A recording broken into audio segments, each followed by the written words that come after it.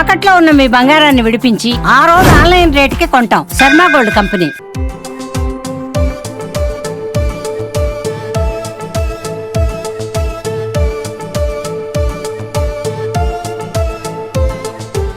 Hi hello నమస్తే, welcome to Suman TV సుఖేపై. ప్రాణానికి ప్రాణంగా ప్రేమించిన తన ప్రేమికుడు జ్ఞాపకాలను నెమరు వేసుకుంటూ కన్నీరు మున్నీరవుతుంది. ఈమెనే భార్గవి. కులహంకార దురహంకారానికి బలైపోయిన ఈ వీర ప్రేమికత అర్ధాంతరంగా ముగిసింది. ప్రస్తుతం మనం భార్గవితో మాట్లాడదాం. అసలు భార్గవి బంటికి పరిచయం ఎలా అయింది, ప్రేమికుల రోజును వారు ఎలా సెలబ్రేట్ చేసుకున్నారో వారి మాటల్లోనే అడిగి తెలుసుకుందాం. నమస్తే అమ్మ భార్గవి. అసలు బంటికి నీకు ఎప్పుడు పరిచయం అయింది? నేను స్కూల్ డేస్లో చదువుతున్నప్పుడు పరిచయం అయింది. అది ఎలాగంటే నవీన్ మా అన్నయ్య బంటిని ఇంటికి తీసుకురావడం జరిగింది. ఎట్లంటే మాకు ఒక ఇష్యూ అయింది ఊర్లో. ఇష్యూ అయితే బంటి ఇట్లా మాట్లాడతాడు, బంటి ఉంటే ఏం కాదు అన్నట్టుగా బంటిని తీసుకురావడం జరిగింది. అట్లా కొన్ని రోజులకి బంటి నాతో మాట్లాడడం, ఆయన ఒపీనియన్ చెప్పిండు. సరే నీకు ఇష్టం ఉంటేనే చెప్పు, లేకుంటే అంతగానం కూడా ఫోర్స్ చేయలేను నన్ను, నీకు ఇష్టం ఉంటేనే చెప్పు లేకుంటే లేదు అన్నట్టుగానే మాట్లాడిండు. సరే అని చెప్పి నేను ఆలోచించిన, కొన్ని రోజులు ఆలోచించిన, మీ ఇద్దరం మాట్లాడుకున్నాము, అంత అయింది, ఓకే అనుకున్నాము.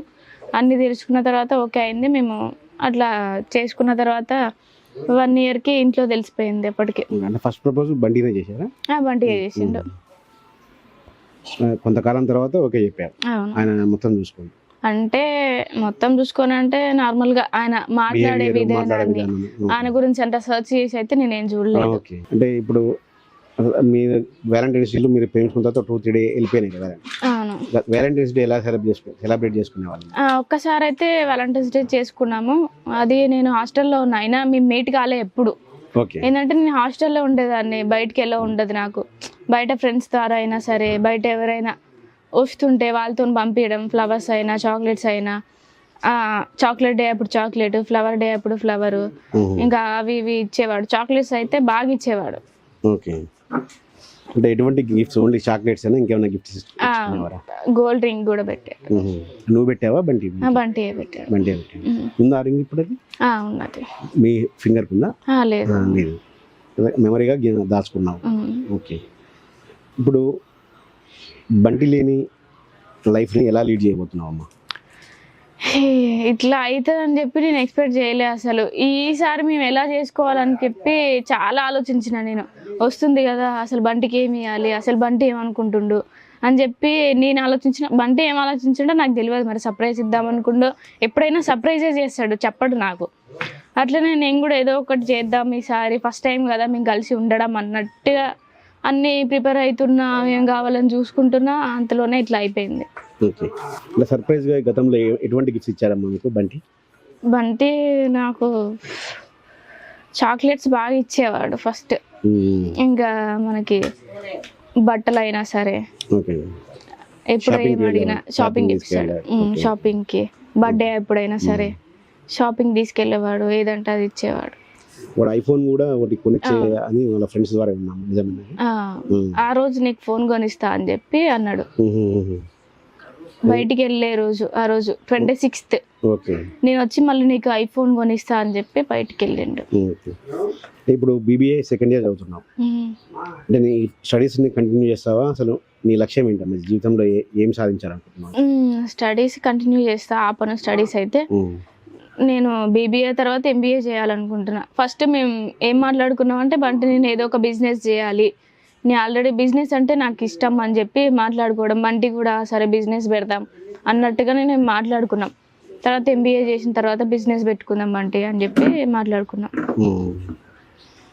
అంటే ఈ వ్యాలంటైన్స్కు చాలా కాళ్ళు అన్నావు, రకరకాల మీ ప్లాన్స్ ఉంటాయి సెలబ్రేట్ చేసుకోవడానికి. ఇప్పుడు అటువంటిది మీ ఆశలు అడియాశలు అయ్యాయి, మీ ప్రేమ కథ అర్ధాంతరంగా ముగిసింది. ఏమనిపిస్తుందమ్మా ఈరోజు ఒంటరిగా మిగిలితే లవర్స్ డే రోజు? అసలు ఈ టైంకి అయితే బంటి ఉంటే చాలా హ్యాపీగా ఉండేది.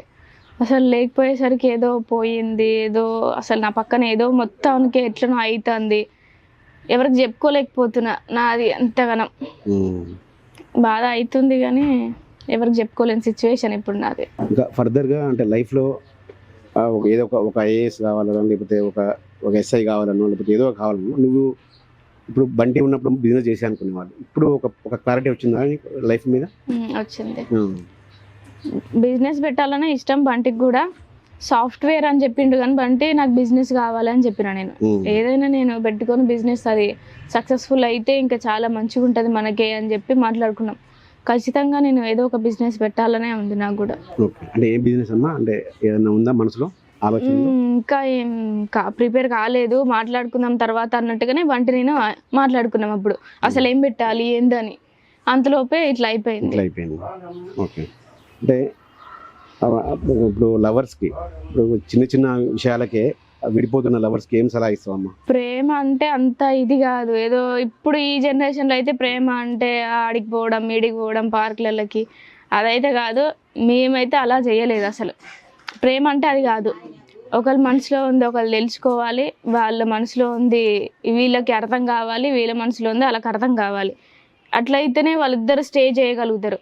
అదే ఈమెంది అట్లా చేస్తుంది ఆయన అట్లా చేస్తుంది అని మాట్లాడుకున్నా సరే, ఏదో అవసరం కోసి అబ్బాయి అమ్మాయి దగ్గరికి వెళ్ళినా అది ప్రేమ కాదు అసలు.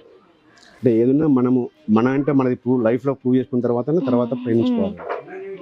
లవ్ చేసుకున్న తర్వాత కూడా ఏంటంటే పేరెంట్స్కి చెప్పాలి. నేను చెప్పినా కానీ మా ఇంట్లో ఒప్పుకోలేదు. కానీ వేరే వాళ్ళు అయినా సరే పేరెంట్స్ ఒప్పుకునేంత వరకు ఆగితే బాగుండు అని చెప్పి నాకు అనిపిస్తుంది. ఓకే, ఇది భార్గవి అయితే ప్రేమికుల రోజు అయితే ఒక సలహా ఇస్తుంది ప్రేమికులకు. ఎవరైనా ప్రేమికులు ఉంటే ఖచ్చితంగా తమ పేరెంట్స్ని ఒప్పించి పెళ్లి చేసుకోండి. ఖచ్చితంగా ఒప్పుకుంటారు. మనం వాళ్ళకి నచ్చజెప్పే విధంగా ఒప్పుకునేలాగా నచ్చజెప్పాలి. ఖచ్చితంగా ఏ పేరెంట్స్ అయినా ఒప్పుకుంటారు, కానీ నాలాగా కాకూడదు ఎవరు. మరోవైపు బంటితో ఈ వచ్చే వ్యాలంటైన్స్ డేకు ఎన్నో ప్లాన్లు వేసుకున్నాము. ఆ ప్లాన్లన్నీ కూడా మాకు తీరకుండానే అర్ధాంతరంగా మా ప్రేమ కథ ముగిసిందంటూ కూడా ఆమె ఒక విషాదమైన స్వరంతో అయితే చెప్తా ఉంది. మరో ఎపిసోడ్తో మరోసారి కలుద్దాం. నమస్తే.